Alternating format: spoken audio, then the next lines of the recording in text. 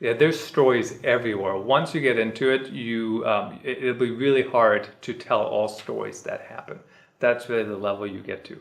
So first of all, the way you find stories is you have to empower your staff to actually look for the stories. So for example, if I own a company and I'm the CEO of a company, I will not know all the stories in my company, right? So I actually have to empower staff to know what's a good story, what do we want to share, why do we want to share it, what does it have to do with what we do here, right? So if you're whatever kind of company and you share stories that have nothing to do with what you do, what's the point, right? It might be interesting, but sometimes we see agencies, especially, they do stories about how much fun they have and like, here's how cool we are. But ultimately, it has nothing to do with what they actually do, right? Like even when you work there, it has nothing to do with that.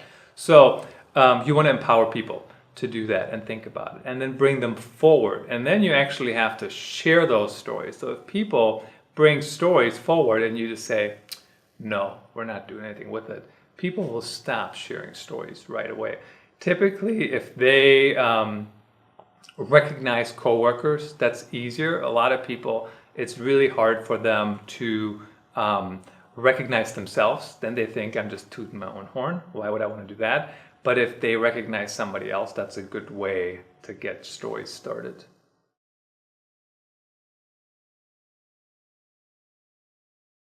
It all depends. So you can go anywhere from it's just yourself, like I tell my own stories. Do I need help with my content? Yes. So if your company, if you ever ask yourself, do I need help with my content marketing? Yes. Answer is always yes. Even for myself, I blog, I write books, I always need help. I could have another editor, I could have another person reading it, I could make a video out of it, I could do whatever it might be. There's always something else I didn't do that I could have done. So you can always use the help. But to get started, you could start on your own. If it's just yourself, and one company, one person shop, you could totally start yourself. But then if you get help, you can make it look better, you can be more efficient with your time. So let's say you're a small business owner, you're not supposed to do everything in your company, so hire somebody to help you. I'm a big fan of ghostwriting for especially subject matter experts. I don't ghostwrite any of my stuff because I write it myself. But for some professionals, they're the experts. They're not writers, so get a ghostwriter. They can write it for you and make it sound better and make it sound more understandable. And the same is true for any other medium, whether it's podcast, whether it's video, or whatever it might be. So if you have the budget, certainly find the right partner to work with. It's certainly helpful.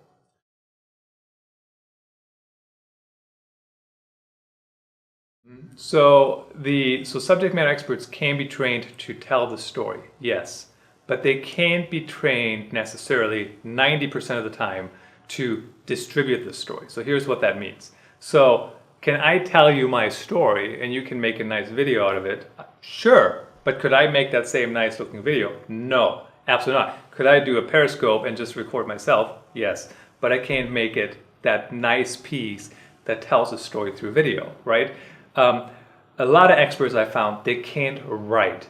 Whether they think they can or not doesn't make any difference, but they cannot write for the audience we're trying to reach.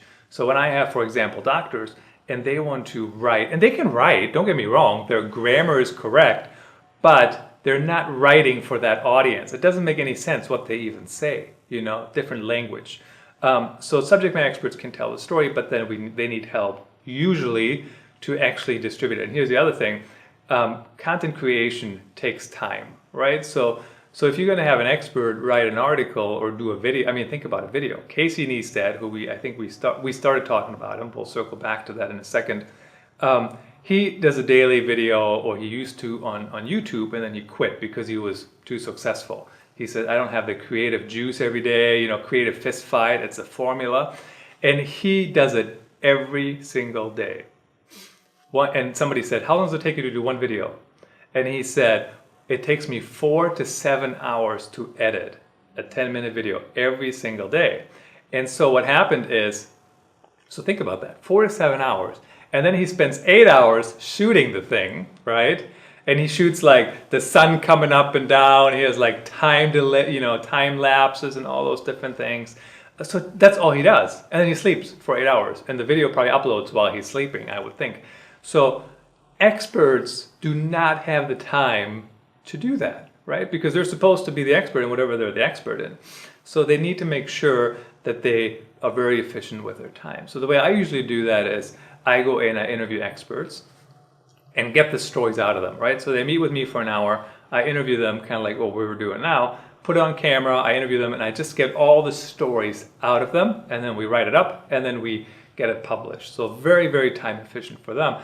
But they don't necessarily see that behind the scenes, it took one person. That was like their whole week to get together that package for you.